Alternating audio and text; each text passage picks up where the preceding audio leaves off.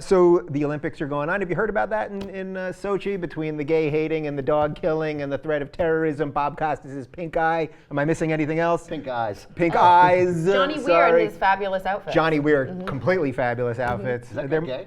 I'm pretty sure he's gay. He's like gay, like real gay. But I thought this was interesting. So Uzbekistan has announced that they are going to use genetic testing to find future Olympians. Developed countries throughout the world like the US, China, and European countries are researching the human genome and have discovered genes that define a propensity for specific sports. We want to use these methods in order to help select our future champions. After the 50 genes of a child are tested from a blood sample, their parents will be told what sports they are best suited for, and that's the director of the genetics laboratory at Uzbekistan's Institute of Bioorganic Chemistry. I am glad we have a legitimate scientist on the panel here. So my first question would be, this has got a little Nazism to it, don't you think? Like there's a little bit of selection and... Well, I mean, I guess you could say that this rings the bell of eugenics, but I don't think they're talking about killing anybody. I think they're talking about selecting kids ahead of time to...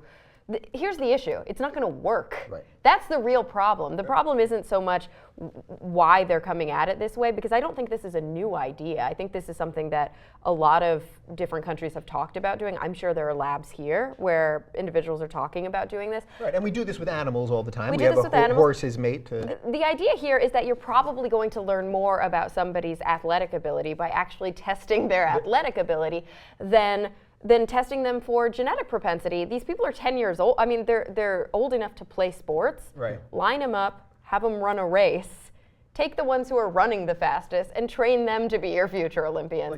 It's very silly to try and look at the genome because we aren't there yet. We don't know what this specific gene does. Close. We're not even close. Yeah. We don't know what this specific gene does. We don't know how this gene interacts with that gene and that gene and that gene downstream. We don't know how this gene is turned on or off by environmental factors. It's silly. It's absolutely silly. I want to apologize to my Uzbeki fans.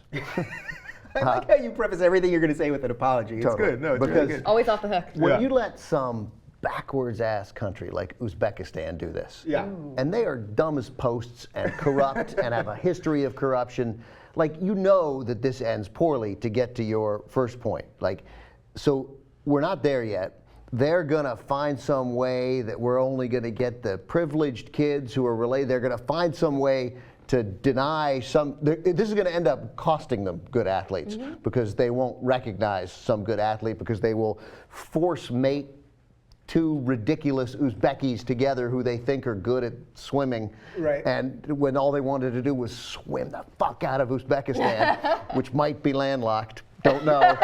Couldn't identify it on a map. That you should apologize for that too. I apologize for that as well. Yeah. So it just like you could sense that this ends well. Like you want to.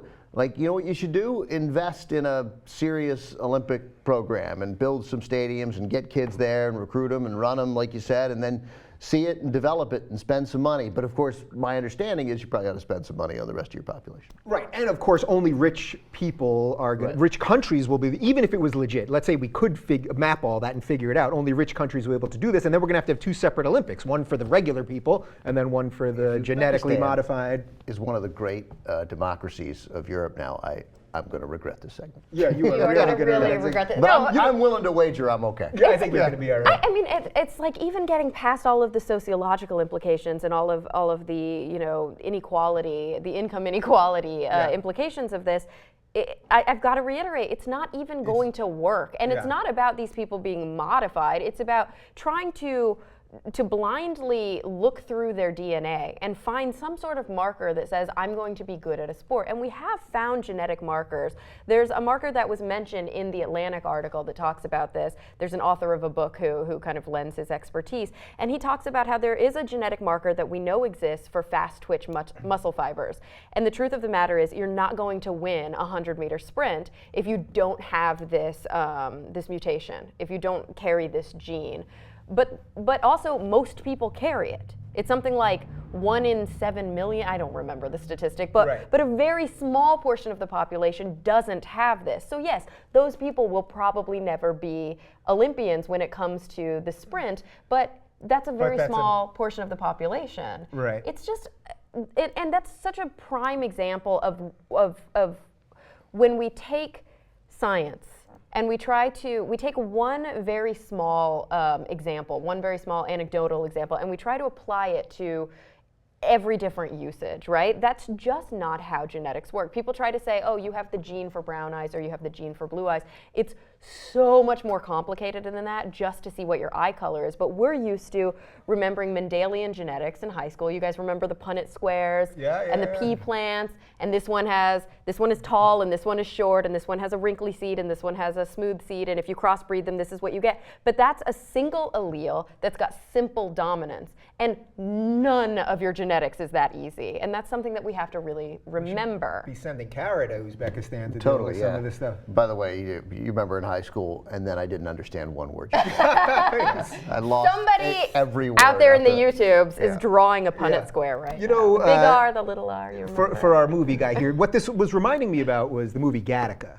Right? Because that's basically what they were doing. They were doing it and felt that it could actually work in the movie. So that's why I'm a little torn by this, because on one hand, I love the science idea. I love the idea that this could be done and we could create this group of people that can do better things than we can do. But on the other hand, doesn't it like take away the most human thing there is, which is like you're born and maybe you have a chance to do something and like beat your genetics, like actually. Sure, and I think that it's not going to ever take that away. I think that's the important outcome of this, is that there may be an attempt to take that away, but the truth is you cannot control that's the great thing about procreating the way that we do. It's the great thing about being human beings and not cloning, but mixing up all of our genes.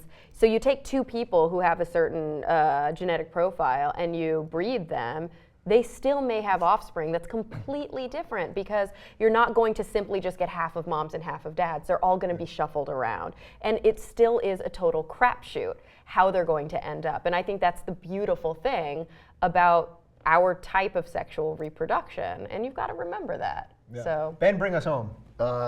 There's no way. It's great. Like, there are ways that sports and science have come together in really impressive ways in the last 10 years. Just starting in baseball with just the better studying of statistics that is now lending itself to basketball, where we can measure a player's production based on every minute he's on the court.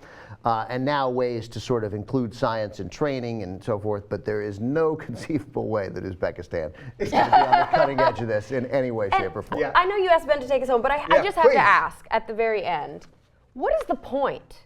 Is it all about having big balls? Is it really just a pride thing? I mean, is there any sort of monetary incentive here? No, it's like, what the fuck is the point? Why does this matter? Prestige. Ethnic pride and of a relatively new country. And the Olympics, they matter a lot here, but I think for a lot of the world, they matter even more. Like, it's a big deal. This is their chance. This is, because I sit here and make fun of Uzbekistan and stand behind it. But also apologize. But Uzbekistan doesn't get an opportunity to stand toe-to-toe on the world stage often. And in the Olympics, everybody gets a chance to stand toe-to-toe. And if they win, you remember how much nonsensical pride those Eastern Europeans, you were talking about it, how East Germany and Czechoslovakia, and how mostly East Germany and obviously the Soviet Union, when they throw out these ridiculous athletes that were obviously scientifically enhanced. But look at Drago, who fought Rocky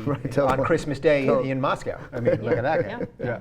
All right, I feel like that's a fitting end to that. Well, you know what? Actually, to Cara's point, as Jeff Goldblum said in Jurassic Park, life finds a way. So this whole thing is doomed to failure. You made 3 movie references in the last 2 minutes. I'm on it right now, I Ben. appreciate the last one the most. Yeah.